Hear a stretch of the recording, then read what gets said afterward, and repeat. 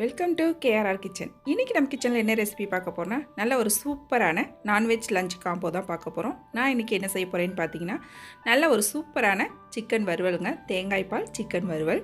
தேங்காய் பால்லே வேக வச்சு நல்லா மசாலாலாம் சேர்த்து ஒரு சூப்பரான சிக்கன் வறுவல் பார்க்க போகிறோம். அப்புறம் நல்ல ஒரு அருமையான சிக்கன் குழம்பும் எப்படி செய்கிறதுன்னு தான் பார்க்க போகிறோம். இந்த சிக்கன் குழம்பு பார்த்திங்கன்னா செய்கிறது ரொம்பவுமே ஈஸியாக இருக்கும். டேஸ்ட்டும் வேறு லெவலில் இருக்கும். ரொம்ப அருமையாக இருக்கும் சாப்பாட்டு கூட சேர்த்து சாப்பிட்றதுக்கு. அப்புறம் இது கூடவே ரசமும் எப்படி செய்கிறது அப்படின்றத ஷேர் பண்ணியிருக்கேன். இப்போ வாங்க இந்த காம்போ ரெசிபி எல்லாம் எப்படி செய்கிறதுன்னு நம்ம வீடியோக்குள்ளே போய் பார்த்துருவோம். அதுக்கு முன்னாடி நம்ம சேனலை இப்போ தான் ஃபஸ்ட் டைம் பார்க்குறீங்கன்னா சப்ஸ்கிரைப் பண்ணி வச்சுக்கோங்க. கூடவே பெல் சிம்பிள் ப்ரெஸ் பண்ணி ஆளுங்கிற ஆப்ஷனையும் ப்ரெஸ் பண்ணி வச்சுக்கோங்க. அப்போ தான் நான் போகிற வீடியோஸ் எல்லாம் உங்களுக்கு தொடர்ந்து நோட்டிஃபிகேஷனில் கிடச்சிக்கிட்டே இருக்கும். இப்போ வாங்க இந்த ரெசிபிஸ் எல்லாம் எப்படி செய்கிறதுன்னு பார்த்துடலாம்.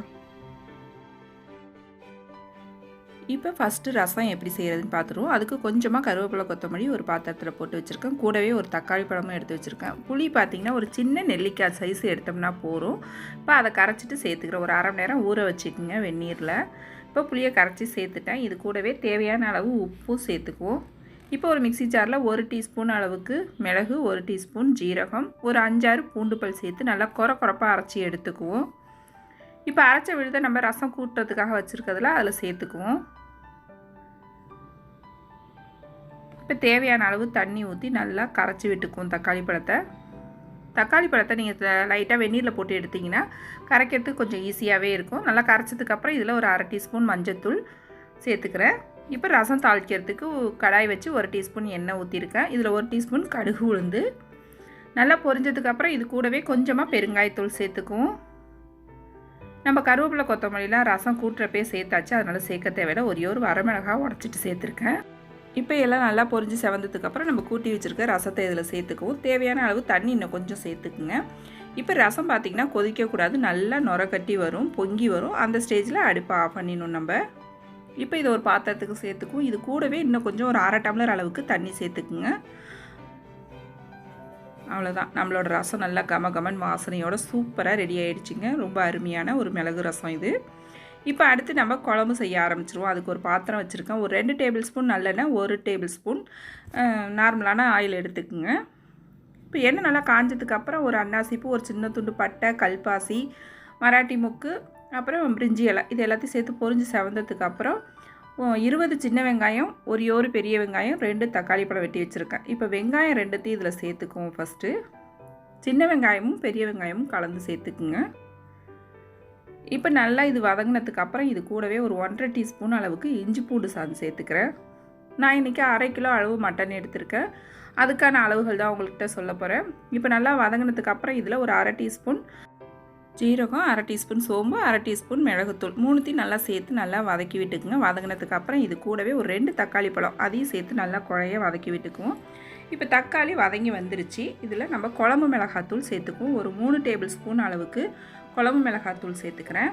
இது காரம் கம்மியாக இருக்கும் அப்படிங்கிறதுனால ஒரு 1/2 டீஸ்பூன் தனி மிளகாத்தூள், 1/4 டீஸ்பூன் மஞ்சத்தூள் சேர்த்து நல்லா எல்லாத்தையும் வதக்கி விட்டுக்குங்க.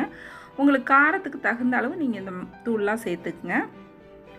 இப்போ 1/2 கிலோ சிக்கன் கழுவி வச்சுருக்கேன். அதையும் இது கூடவே சேர்த்து நல்லா ஒரு 5 நிமிஷத்துக்கு சேர்த்து நல்லா வதக்கி விடுங்க. இது கூடவே உப்பு சேர்த்து வதக்குங்க. அப்போ தான் நல்லா சிக்கனில் உப்பு காரம்லாம் பிடிச்சி குழம்பு நல்லா டேஸ்ட்டாக இருக்கும். சிக்கனும் சாப்பிட்றதுக்கு நல்லாயிருக்கும். நமக்கு நல்லா ஒரு கைவிடாமல் ஒரு 5 நிமிஷத்துக்கு வதக்கி விடுங்க. வதக்கி விடும்போது பார்த்திங்கன்னா இது போல் எண்ணெய் பிரிஞ்சு வரும்.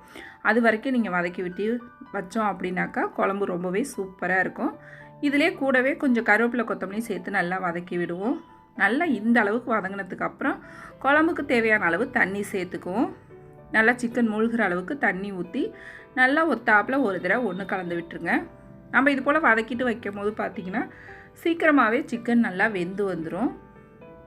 இப்போ இது ஒரு மூடி போட்டு நல்லா ஒரு 10 நிமிஷத்துக்கு வேக வைங்க. சிக்கன் நல்லா வெந்து வரணும். இப்போ நல்லா வெந்து வந்துருச்சு. இதில் நான் ஒரு 1/2 மூடி தேங்காய் அரைச்சி வச்சுருக்கேன். அதை இதில் சேர்த்துக்கிறேன். சிக்கன் குழம்புக்கு தேங்காய் கொஞ்சம் அதிகமாக ஊற்றினோம் அப்படின்னாக்கா டேஸ்ட்டு ரொம்பவே சூப்பராக இருக்கும். அதே போல் மிளகுத்தூளும் கொஞ்சம் அதிகமாக சேர்த்துக்கிட்டாலும் நல்லாயிருக்கும். மிளகுத்தூளும் தேங்காயும் கொஞ்சம் அதிகமாக சேர்த்து நார்மலாக சேர்க்கறதுக்காக கொஞ்சம் அதிகமாக சேர்த்தோம் அப்படின்னாக்கா டேஸ்ட்டு ரொம்பவே எடுத்து கொடுக்கும். சூப்பராக இருக்கும். இப்போ குழம்பு கொதித்து ரெடி ஆகிடுச்சு. இதில் கடைசியாக கொஞ்சமாக கொத்தமல்லி தழை தூவி இறக்க வேண்டியதான். அவ்வளோதான். ரொம்ப அருமையான சூப்பரான சிக்கன் குழம்பும் ரெடி ஆகிடுச்சு. பார்க்குறதுக்கே ரொம்ப அருமையாக இருக்குது பாருங்கள். டேஸ்ட்டும் ரொம்பவே சூப்பராக இருந்துச்சு. கண்டிப்பாக ட்ரை பண்ணி பாருங்கள் இந்த சிக்கன் குழம்பு இதே போல். சூப்பரான ஒரு டேஸ்ட்டில் சிக்கன் குழம்பு கிடைக்கும் உங்களுக்கு. இப்போ அவ்வளோதான், நம்மளோட சிக்கன் குழம்பு ரெடி ஆகிடுச்சு. இப்போ அடுத்து நம்ம சிக்கன் வறுவல் எப்படி செய்கிறதுன்னு பார்த்துருவாங்க. இப்போ சிக்கன் வறுவல் செய்கிறதுக்கு கடாயில் எண்ணெய் ஊற்றிக்கணும். ஒரு 2 டேபிள் ஸ்பூன் எண்ணெய் சேர்த்து அதில் ஒரு அரை டீஸ்பூன் சோம்பு இடிச்சிட்டு சேர்த்துக்குங்க. அப்போ தான் நல்லா வாசனையாக இருக்கும். அப்புறம் ஒரு 10 பல் பூண்டு இடிச்சிட்டு அதையும் இடிச்சிட்டு சேர்த்துக்குங்க. நல்லா எல்லாத்தையும் வதக்கிங்க. இது கூடவே ஒரு பெரிய வெங்காயம் நறுக்குனது எல்லாம் சேர்த்து நல்லா வதங்கி வரட்டும். வெங்காயம் ரொம்ப வதங்கணும்னு அவசியம் இல்லை, லைட்டாக வதங்கினா போதும். இப்போ இதில் 1 டீஸ்பூன் அளவுக்கு இஞ்சி பூண்டு சாந்து சேர்த்து அதையும் சேர்த்து நல்லா வதக்கிக்கிறேன். வதங்கினதுக்கப்புறம் ஒரு 1/2 கிலோ சிக்கன் க்ளீன் பண்ணி வச்சுருக்கேன், அதையும் இது கூடவே சேர்த்துக்கிறேன்.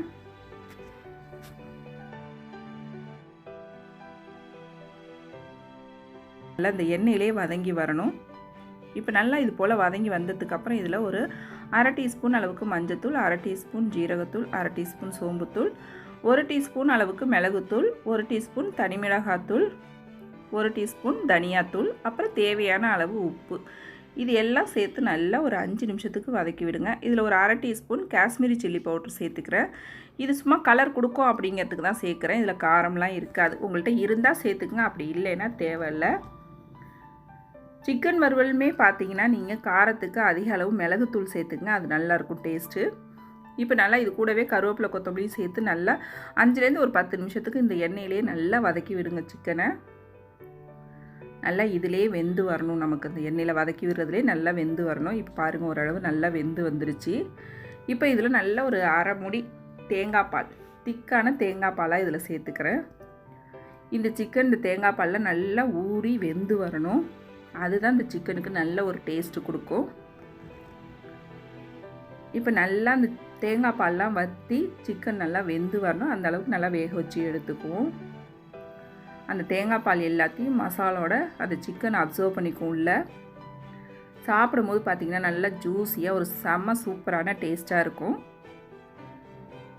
இப்போ நல்லா தேங்காய் பால்லாம் வற்றி நல்லா வெந்து வந்துடுச்சு சிக்கனும். சூப்பராக அருமையாக வெந்து வந்துடுச்சு.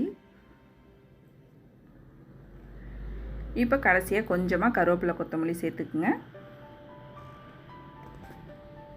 உங்களுக்கு காரம் தேவைன்னா இது கூடவே இன்னொரு 1/2 டீஸ்பூன் அளவுக்கு மிளகுத்தூள் சேர்த்துக்கலாம். நீங்கள் காரத்தை பார்த்துக்கிட்டு தேவைன்னா சேர்த்துக்குங்க, அப்படி இல்லைன்னா வேண்டியில்லை. அவ்வளோதான், நம்மளோட சிக்கன் வறுவல் ரொம்ப சூப்பராக அருமையாக ரெடி ஆகிடுச்சிங்க. ரொம்ப அருமையாக இருக்கும். ரசம் சாதம், சாம்பார் சாதத்து கூடலாம் இந்த சிக்கன் வறுவல் செஞ்சு சாப்பிடும் போது அவ்வளோ ஒரு சூப்பராக இருக்கும். நல்ல ஒரு காம்பினேஷனாக இருக்கும்.